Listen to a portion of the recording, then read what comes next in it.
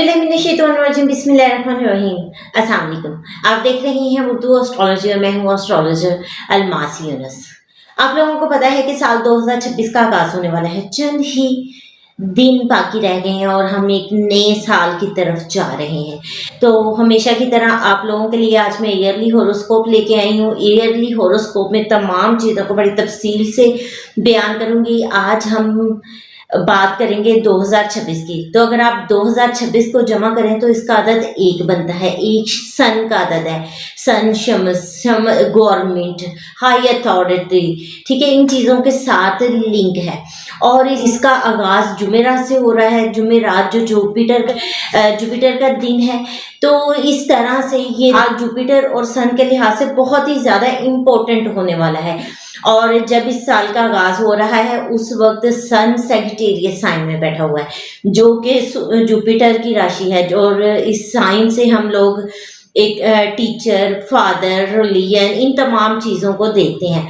तो इस साल में एक बड़ी चीज़ ये होने वाली है कि जब इस साल का आगाज होता है जुपिटर रेट्रोग्रेड जेमिनी में है और उसके बाद दोबारा जुपिटर ने कैंसर साइन में ट्रांजिट कर जाना है, यानी कि जुपिटर ने एक्सॉल्ट करना है, एक्सॉल्टेड पोजीशन में आना है।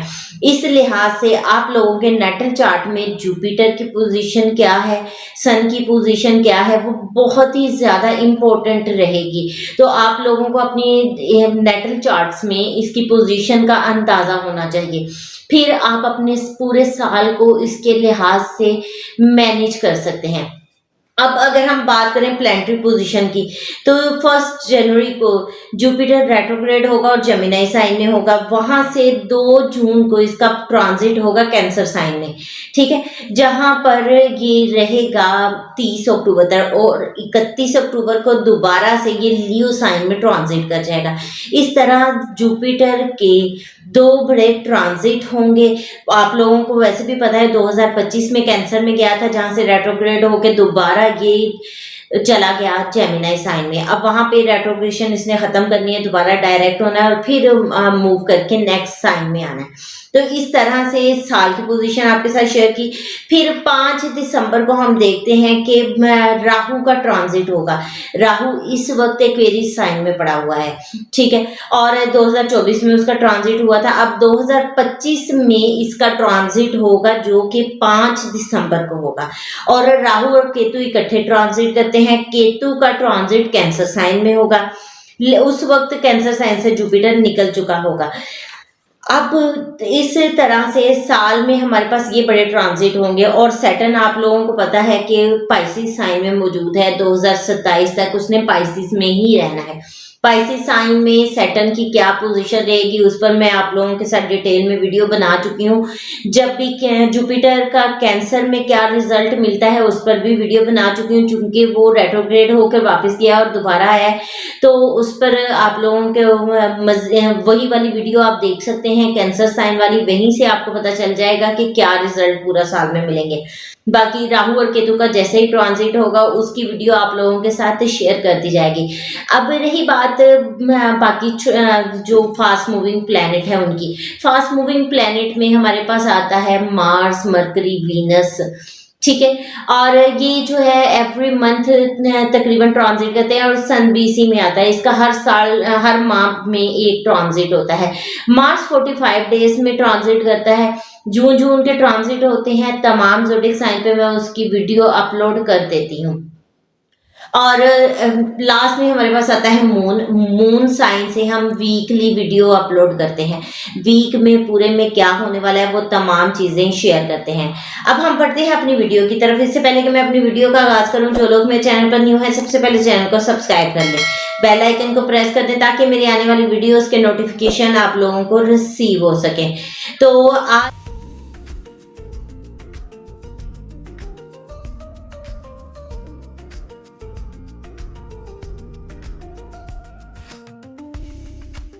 आज की वीडियो में हम लोग बात करेंगे बुर्ज हुमन यानी कि एरीज साइन के बारे में। एरीज का साल 2026 कैसा गुजरने वाला है। 2026 की बात करने से पहले आप लोगों से थोड़ा सा 2025 का ओवरव्यू लूंगी। 2025 में आप लोगों ने क्या किया, क्या सीखा, 2025 आपको क्या दे के जा रहा है और आने वाले साल में आपने क्या लेना है, इन तमाम चीज़ों पर हम बड़ी तफसील से बात करेंगे।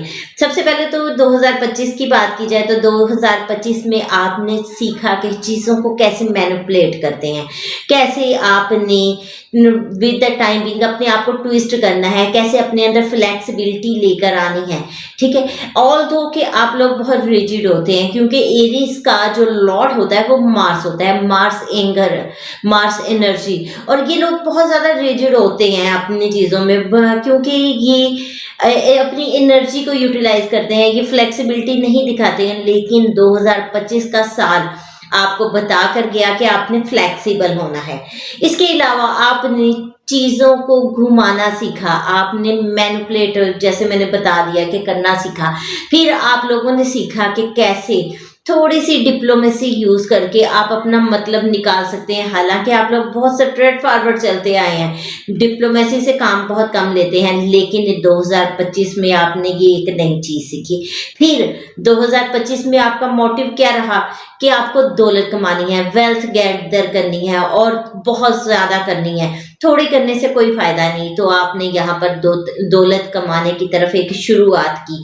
उसके बाद 2025 में आपने खुद को डिप्लोमेट बनाया। ऑल्दो कि 2025 में आपको बहुत ज़्यादा एफर्ट्स करनी पड़ी, बहुत स्ट्रगल से काम लेना पड़ा, लेकिन 2025 ने आपको बहुत कुछ सिखाया है। अब हम बढ़ रहे हैं 2026 की तरफ। 2026 भी आपको बहुत सिखाएगा। 2025 में सैटर्न ने आपके 12th हाउस में ट्रांजिट किया था।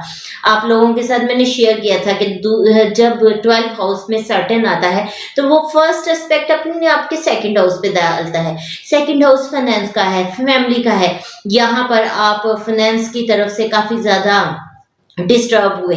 क्या होता है ऐसे में, आप लोग सेविंग्स करते हैं।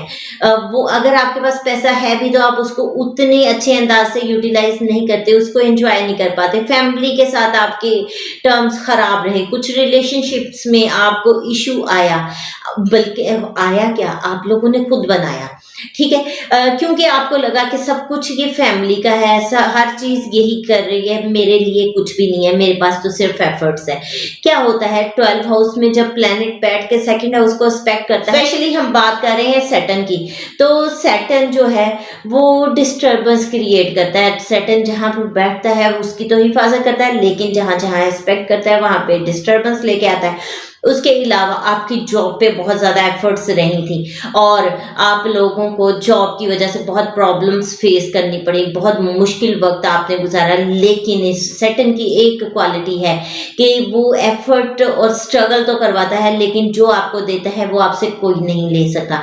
इसी तरह आप में से बहुत सारे लोगों ने अगर एफर्ट की है तो आपको आपकी जॉब से एक अच्छा गेन हुआ होगा, आपको आपके वर्क से अच्छा गेन होगा।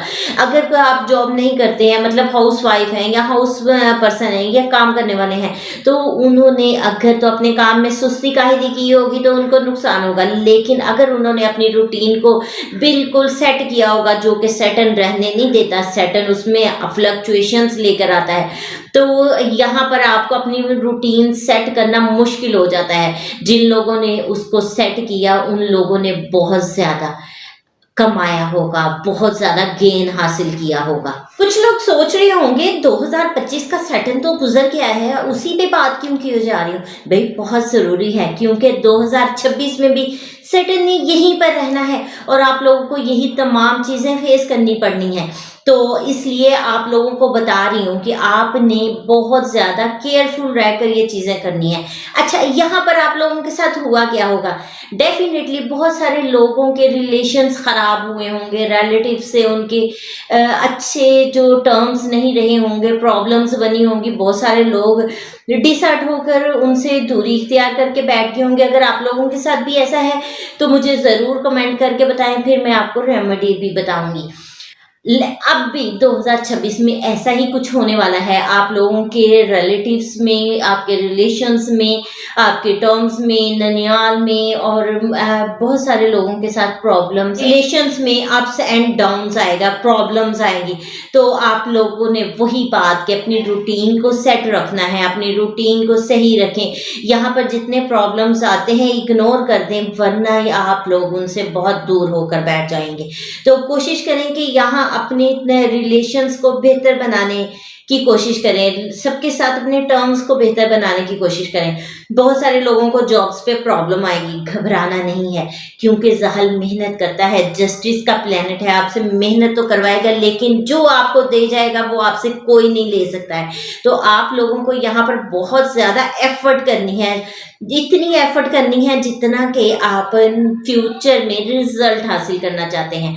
अपनी रूटीन को सेट रखें। कुछ लोगों के एनमिटी के इश्यूज हुए होंगे, कुछ लोगों को लोन से रिलेटेड मसाइल आए होंगे, कुछ लोगों की हेल्थ डिस्टर्ब हुई होगी। अच्छा, हेल्थ से याद आया कि बहुत सारे लोग ऐसे होंगे जिनके पाँव में दर्द होता होगा, उनकी हील्स में पेन है और मतलब कुछ सर्दी खुश्की के बायस उनको बीमारियां सता रही होंगी।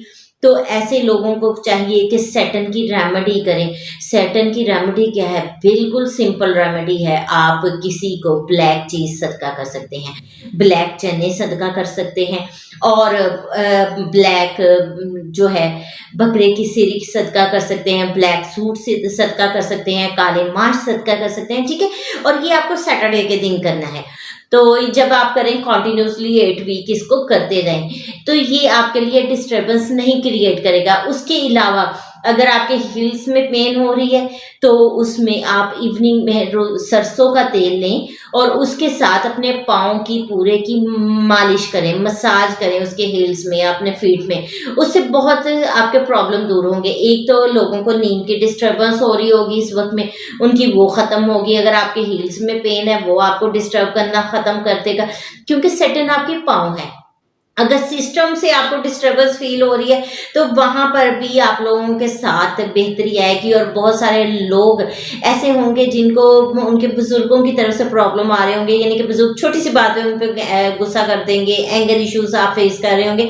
प्रॉब्लम डजंट मीन कि कोई आपके लिए एक अंबार लगा दें, आपको जेल में करवा देंगे ऐसा। लेकिन बड़े बुजुर्ग जो हमारे घर में होते हैं, नाना दादा नानी दादी वगैरह इस तरह, ठीक है, तो उन लोगों को बेजा रोक टोक होगी, आपको हर बात पे डांटेंगे, मना करेंगे। तो इसलिए भी आपके लिए ये रेमेडी बहुत ज़रूरी है, क्योंकि सैटर्न आपके बुजुर्गों को नाराज कर रहा है अगर नेगेटिव हो रहा है। और नेगेटिव सैटर्न जो है उसमें आपके नेटल की पोजीशन भी बहुत ज़रूरी है। नेटल चार्ट में आपकी पोजीशन पता हो तो उसके मुताबिक हम रेमेडी डिज़ाइन करते हैं। बहरहाल ये रेमेडी भी करने से बहुत सारे लोगों को अफाका होगा। 2026 में एक चीज़ जो आपको करनी है, कर्ज नहीं लेना। कोई ऐसा मामला नहीं करना कि आप कोर्ट केस वगैरह की तरफ जाएं। आप लोगों ने अपनी जॉब्स के लिए एफर्ट करनी है। बहुत सारे लोग जिनकी जॉब्स रुकी हुई हैं उनके लिए एक बहुत गोल्डन चांस है।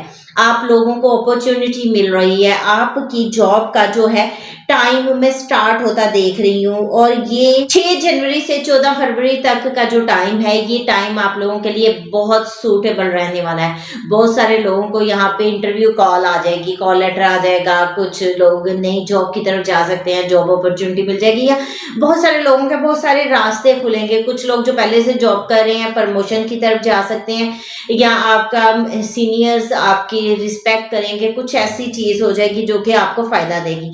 तो अगर आपके साथ ऐसा होता है तो वापस आके आपने कमेंट जरूर करना है, बताना है मुझे कि ऐसा हुआ। इसके बाद हम देखते हैं जुपिटर को। जुपिटर भी आप लोगों के लिए बहुत अच्छा होने जा रहा है। इस वक्त तो वो आपके 3rd हाउस में बैठा है, लेकिन जैसे ही वो उसका ट्रांजिट होगा और वो कैंसर साइन में आएगा, आपके 4th हाउस में आ जाएगा। 4th हाउस बहुत अच्छा होता है। 4th हाउस आपका घर है, आपके घर का सुकून है, आपकी मदर है, आपकी प्रॉपर्टी है, कमर्शियल प्रॉपर्टी वगैरह हर तरह की प्रॉपर्टी जो है, आपकी लैंड जो है, उससे हम देखते हैं।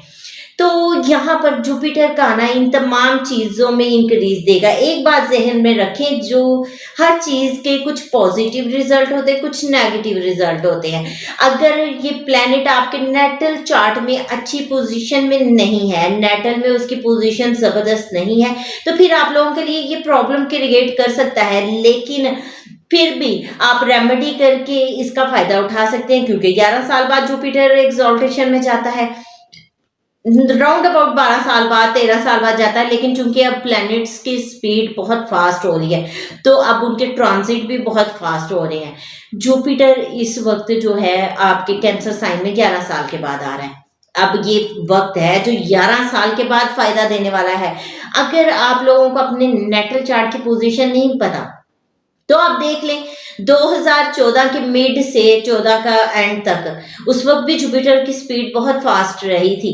तो आप देखें कि वहां पर आप लोगों के साथ क्या इवेंट हुए, उसी तरह के मिक्स मिलते जुलते थोड़ी सी नौयत की तब्दीली के इवेंट्स यहाँ पर जुपिटर आपको देकर जाने वाला है। जो लोग जॉब के सिलसिले में परेशान है, उनको जॉब मिल रही है। जो बिजनेस करना चाहते हैं, उनके पास बिजनेस की अपॉर्चुनिटीज आ रही हैं।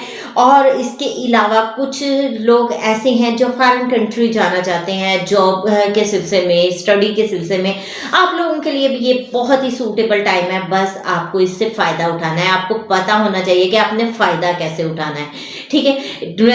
With the time being planetary position बनती रहेगी, डिफरेंट प्लैनेट्स इनके साथ अटैच होते रहेंगे। जब भी positive soft planet, benefic planet attach होंगे, तब आपको फायदा मिलेगा। अगर मेलफिक और क्रूड प्लैनेट अटैच होंगे, तो तब आपको थोड़ा सा नुकसान और परेशानी का सामना करना पड़ता है।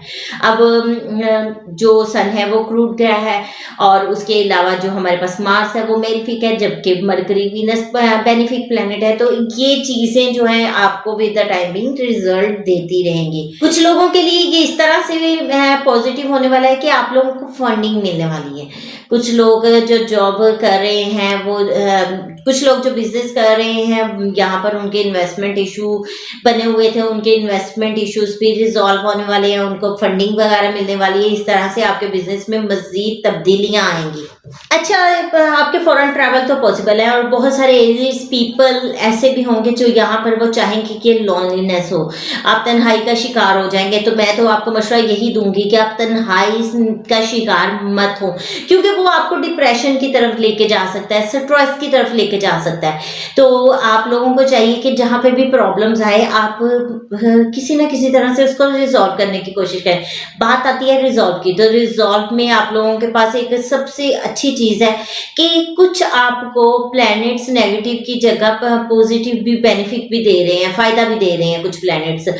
जब भी आप किसी ऐसी सिचुएशन में होंगे, आपके एल्डर सिबलिंग्स, आपके फादर, आपके टीचर, कोई स्कॉलर, कोई रिलीजियस पर्सन आपको किसी ना किसी तरह से सपोर्ट दे देगा, और आपकी प्रॉब्लम्स जो हैं वो सॉल्व हो जाएंगे। बहुत बार ऐसा होगा कि आप लोनलीनेस की तरफ जाएंगे, आप चीज़ों को छोड़ना चाहेंगे, आप चाहेंगे कि बस हर चीज़ ख़त्म हो जाए और आप भी सुकून करें, और आपके ये तमाम रिलेशंस आपको सपोर्ट देंगे, इस तन्हाई से निकालने की कोशिश करेंगे। लेकिन एक बात जहन में रखिएगा, उनको शट अप कॉल ना दीजिएगा। बेशक वो उसके बाद भी रुकेंगे नहीं, जहाँ तक होगा आपके लिए एफर्ट करेंगे, आपको केयरफुल रहेंगे, लेकिन एक बार वो हर्ट होंगे। तो थोड़ा सा अपने डिप्रेशन को कंट्रोल करने के लिए किसी को हर्ट किया जाए, ये अच्छी बात नहीं है। इसलिए ईयरली हॉरोस्कोप बताने का मकसद ही ये है कि आपको पता चल जाए और आप अपनी चीज़ों को मैनेज कर सकें। जुपिटर के 4th हाउस में आने के साथ आपकी मदर की हेल्थ डिस्टर्ब हो सकती है। जाहिर है मदर का ये घर है, आपका अपना जहनी सुकून भी डिस्टर्ब हो सकता है। इसलिए मैं तो आप लोगों को कहूँगी कि अपने वालदा की सेहत का बहुत ख्याल रखें, उनका चेकअप वगैरह की तरफ जाएं, उनके लिए जो भी आप मेजरमेंट्स ले सकते हैं लाजमी लें। और इसके अलावा ये जुपिटर जब आपके 4th हाउस में आएगा, वो एक बार आपकी प्रॉपर्टी को इंक्रीज करेगा। आप अपना घर खरीद सकते हैं, अपने घर में तब्दीलियां कर सकते हैं, उसको बड़ा कर सकते हैं, क्योंकि जुपिटर एक्सपेंशन का कारक है। तो वो आपकी प्रॉपर्टी में एक्सपेंशन देगा। बहुत सारे लोग यहाँ पर अपनी व्हीकल वगैरह खरीदेंगे, गाड़ी खरीदेंगे, अपनी बाइक को चेंज कर लेंगे, या जो भी आपके पास एसेट्स हैं आप अपनी एसेट्स के मुताबिक अपनी चीज़ों को चेंज कर सकते हैं। 2026 का साल इस लिहाज से आप लोगों के लिए बहुत अच्छा है क्योंकि ये आपको बहुत सारे फायदे दे के जा रहा है। लेकिन ये बात ज़हन में रखिएगा कि बहुत सारे लोग होंगे जिनके लिए ये सारी चीज़ें कंट्रोल करना, मैनेज करना मुश्किल हो जाएगा। ये मत सोचिएगा कि 2026 में आपने कमाना है, आपने बजट करनी है, बचत को करना है, बजट को मेंटेन करना है। जब कमाना है तो इंतहा कमाना है, लेकिन लीगल सोर्सेज से कमाना है। कोई भी ऐसा एग्रीमेंट नहीं करना जिसकी वजह से आपके लिए डिस्टर्बेंस हो। बहुत सारे लोग इस वक्त अपने घर को भी तब्दील करेंगे, अपनी रहाइश का तब्दील करने की तरफ जाएंगे क्योंकि 2026 आप लोगों के लिए तब्दीलियों का साल है, चेंजेस का साल है, वेरिएशंस का ईयर है। तो इस ईयर में आपने अपनी हर चीज को बहुत अच्छे तरीके से मैनेज करना है। कुछ लोग ऐसे होंगे जो अपनी ओल्ड जॉब को छोड़कर किसी न्यू जॉब की तरफ जा सकते हैं। आप अपनी जॉब में चेंजेस लेकर आ सकते हैं, आप अपने वर्क में चेंजेस लेके आ सकते हैं। अगर आप एटलीस्ट अपनी जॉब चेंज नहीं कर सकते तो कर रहे तो आप अपना वे ऑफ वर्किंग चेंज करेंगे। यहाँ पर आपके साथ बहुत सारी तब्दीलियां जो है मैं देख रही हूँ। और चूंकि ये जुपिटर का ईयर है, जुपिटर आपको भरपूर फायदा देगा। जुपिटर की रेमेडीज वक्तन फवक्तन करते रहें। जैसी आपके नेटल चार्ट में पोजीशन है उसके मुताबिक अगर आप रेमेडी डिजाइन करेंगे अपने नेटल को ट्रांजिट के साथ ओवरलैप करके, आप देखेंगे आपकी क्या पोजीशन बन रही है, उसके मुताबिक अपनी रेमेडी डिजाइन करवाएं। सन की रेमेडी आपके लिए बहुत बेहतर है और जुपिटर की रेमेडी ये आपके लिए नहीं बल्कि ओवरऑल लोगों के लिए बहुत बेहतर है। बिकॉज यही वो टाइम है जब आप तब्दीलियां एंजॉय कर सकते हैं क्योंकि 2026 का साल जो है वो तब्दीलियों का साल है, वेरिएशंस का और पॉजिटिव चीजें होने का साल है। उसके बाद तो आगे बहुत डिस्टर्बेंस होगी जब प्लैनेटरी पोजीशन कुछ तब्दील होने की तरफ जा रही है। अब बहुत सारे लोग यहाँ पर क्रिएटिव होंगे। कुछ लोग अपने चाइल्ड्स के, अपने बच्चों से दूरी इख्तियार करना चाहेंगे, उनसे वो बहुत ज़्यादा एग्जॉस्ट हो जाएंगे, लेकिन आपने ऐसा नहीं करना। क्यों? क्योंकि ऑलरेडी मैं आपको बता चुकी हूँ कि राहु केतु आपके 5th हाउस में बैठा है, यहाँ पर ही रहेगा। ये तो दिसंबर के एंड में यहाँ से ट्रांजिट करेगा। तो यहाँ पर आप देखिए ना, पूरा साल आप लोग क्या करेंगे, आप अपनी औलाद से डिटैच रहेंगे, आप लव मैटर्स से डिटैच हो जाएंगे। आप लोग सोचेंगे कि मोहब्बत में क्या मिला, बस एक फजूल हम लोग खपाई हुआ, कुछ नहीं हमें इससे हासिल हुआ, ठीक है, मैंने तो सब कुछ खो दिया, कुछ नहीं पाया। इस तरह के अजीबोगरीब ख्यालात आपके जहन में आ सकते हैं। लेकिन ये बात जहन में रखिएगा, आपने ऐसा बिल्कुल नहीं करना। आपने अपने रिलेशन से डिटैच नहीं होना, उन पर वर्किंग करनी है। बहुत सारे लोग जो स्टॉक मार्केट और शॉर्टकट मेथड ऑफ अर्निंग पे वर्क करते थे वो लोग ये छोड़ देंगे। उनके जहन में आएगा कि नहीं ये फजूल चीज़ है, यहाँ पर कुछ भी करने का कोई फायदा नहीं है। लेकिन आप लोगों को यहाँ पर वर्किंग करनी होगी, ठीक है, क्योंकि ये अगर आप इसको छोड़ देंगे तो वो चीज़ें ऑल लाइफ आपकी लाइफ से वेनिश हो जाएंगी। यहाँ पर कोशिश करें, इन पर वर्किंग करें, क्योंकि केतु बहुत मुश्किल से वर्क करता है। लेकिन केतु की वर्किंग क्या है, एक तो हार्ड वर्किंग आपको करनी है और एक आपको स्पिरिचुअल रहते हुए काम करना है। यहाँ पर कोई भी धोखा, फ्रेब, कुछ फॉल्ट फ्लॉज जो है, इन सब चीज़ों पर आपको कंट्रोल करके काम करना है, तब आप लोग यहाँ पर बहुत ज़्यादा फायदा उठा सकते हैं। इस साल में ओवरऑल मैं देखती हूँ कि आप लोगों के हेल्थ इश्यूज लगे रहेंगे। बिलखसूस मार्च और अप्रैल, ये 2 माह ऐसे होंगे जिसमें आप लोग फील करेंगे कि बिल्कुल आपकी एनर्जी डाउन हो चुकी है, आप में न्यूट्रिशन की कमी है। आपको अपनी डाइट पर केयर करनी चाहिए और आपको करनी भी चाहिए। इन 2 मंथ्स में जब आप ये बहुत ज़्यादा एहतियात करेंगे, केयर करेंगे, तो आपके बहुत सारे मामला जो हैं बहुत ही ज़्यादा अच्छे तरीके से कवर हो जाएंगे। अब हम बात करते हैं राहु की। राहु इस वक्त आपके 11th हाउस में बैठा है, गेन के हाउस में। और जब से राहु 2025 से आपके इस हाउस में ट्रांजिट करके आया है, तब से आपने सोशल सर्कल तो आपका बहुत ज्यादा बड़ा होगा, न्यू लोग एंट्री लिए होंगे और आपके गेन्स बड़े होंगे। यहाँ पर आपकी ख्वाहिशात इंक्रीज हुई होंगी क्योंकि राहु इल्यूजन है, राहु एक्सपेंशन है। यहाँ पर जो भी चीज होती है उसको बढ़ा देता है। मुमकिन है एल्डर सिबलिंग्स के साथ भी उसने किसी किस्म के कोई मसाइल आपके क्रिएट करवाए हों। इसके अलावा कुछ रिलेशंस में, रिश्तेदारों में आपके लिए प्रॉब्लम्स क्रिएट की हों। इस तरह की बहुत सारी चीज़ों के चांसेस मौजूद हैं। लेकिन अब भी यहाँ पर बहुत सारे लोग जो स्टडी करना चाहते हैं, फॉरेन कंट्री जाना चाहते हैं, बिलखसूस आईटी में स्टडी करना चाहते हैं, बिलखसूस कुछ हिडन चीज़ों के बारे में, कुछ न्यू टेक्निक्स, न्यू टेक्नोलॉजी के बारे में स्टडी करना चाहते हैं, या कुछ भी इस तरह के फील्ड में जाना चाहते हैं, उन लोगों के लिए बहुत अच्छा है। मैंने आपको बताया था कि राहु इन एक्वेरियस ये इन्वेंशंस की एज है। टेक्नोलॉजी में इन्वेंशंस होंगी, न्यू इनोवेशंस होंगी, टेक्नोलॉजी आपकी बढ़ेगी और यहाँ पर बहुत सारी न्यू टेक्नोलॉजीज हमारे सामने आई। तो इसी तरह एरीज पीपल के लिए ये ट्रांजिट इस लिहाज से बहुत ज़बरदस्त रहने वाला है। इन्वेंशंस होंगी, नई चीज़ें सामने आएंगी। अब ये एक मुख्तसर सी वीडियो थी जिसमें मैंने आप लोगों के साथ बहुत सारी चीज़ें शेयर की, बिलखसूस आपके चार्ट को शेयर किया। बेशक ये year emotional ups and downs का टाइम है, ये चेंज का टाइम है, बहुत सारी चीज़ें चेंज होगी, लेकिन आपको बहुत सारी सपोर्ट्स भी मिलेंगी। तो ये बात जहन में रखिएगा, आपने इस ईयर से भरपूर फ़ायदा उठाना है। इसके अलावा मैंने कोशिश की कि बहुत सारी चीज़ों को कवर करूँ और बहुत सारे मैटर्स मैंने कवर भी किए हैं।